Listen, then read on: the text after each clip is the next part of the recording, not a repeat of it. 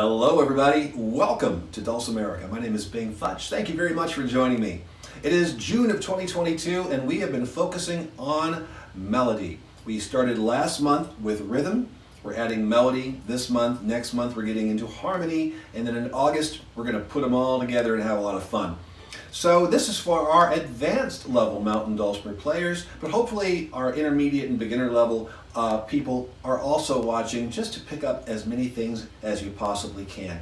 In each of our episodes this month, we're going to take one melody from a great tune, look at it very closely, see where melody comes from, see how it's utilized, and then next month we're going to marry these melodies together with harmony and take the songs even further. For our advanced level students, our tune today is a great Disney song called Stay Awake, sung in the film Mary Poppins by Julie Andrews. It's a beguiling tune, one of the best ever, written by the Sherman Brothers. And let's go ahead and take a look at it. We are in the key of G major. That's 1 sharp on the staff, F sharp.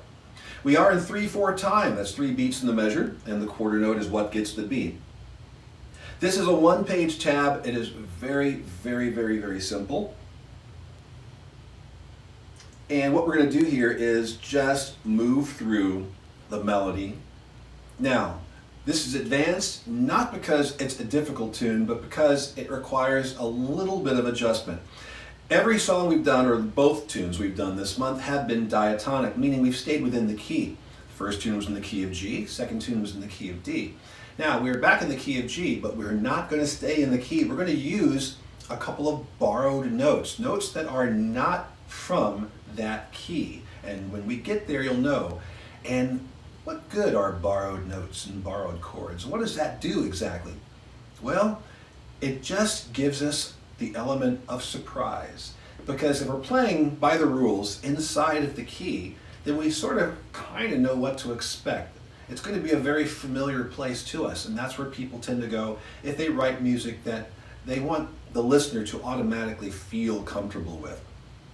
But if you want to take the listener on an extraordinary journey, maybe someplace they've never been before, that's where borrowed chords and notes really come in. And so, in this tune in particular, it all sounds like a very standard lullaby until those borrowed notes and chords come in, and then, wow. And the Sherman Brothers were really good at that. Let's go ahead and suss out the melody here. We're starting off with B at the 5th fret.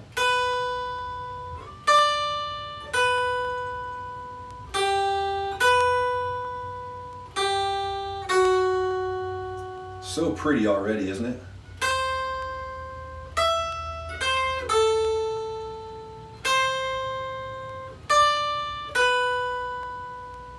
Back to B.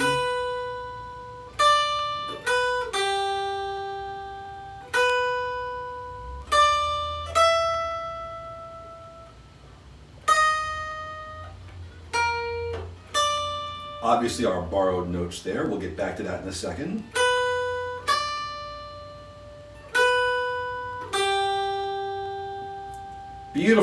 Beautiful tune. All right, now let's go again. We got notes from the G major scale in here, right? We got B, D, B, G, B, G, F sharp. Everything's normal so far.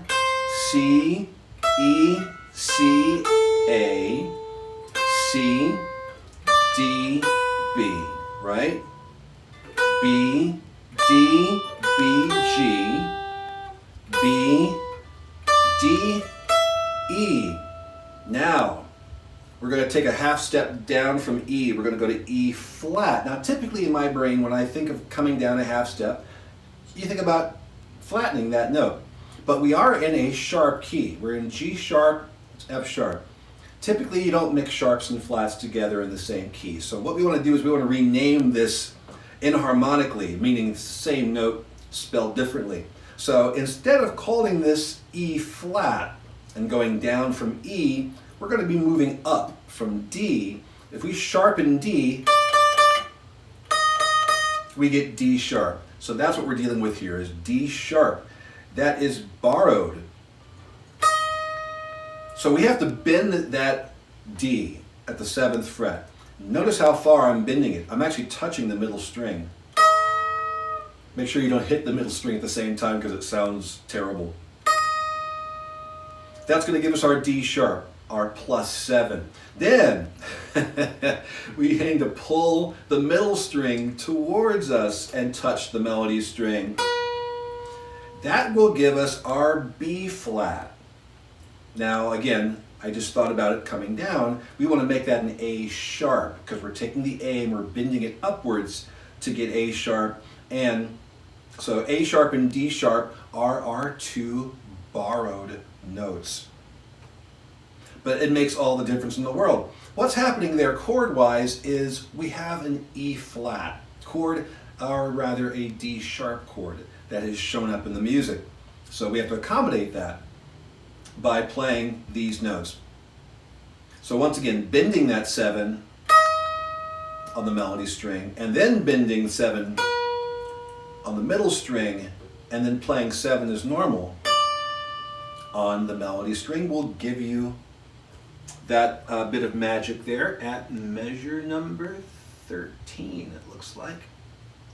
13, I think it's 13. I'm so blind. Okay. Very, very simple melody. Quite a bit of surprise right there with the borrowed notes. Turns into a beautiful, beautiful thing when we marry the chords to it, which is what we will be doing next month. So please do check out the prior 2 episodes this month, and also next week's episode for all skill levels. And then we're going to come back and we're going to revisit this tune and put chords into it, and also see how we're going to handle not only the fact that we've got 2 notes that are not in the key, but now we have a chord that's not in the key, and how is that supposed to work? We'll find out soon enough. Thanks everybody for watching, and to all my patrons out there, thank you so much for your support, your encouragement, your love, and your friendship. We'll see you all next week. Thanks again.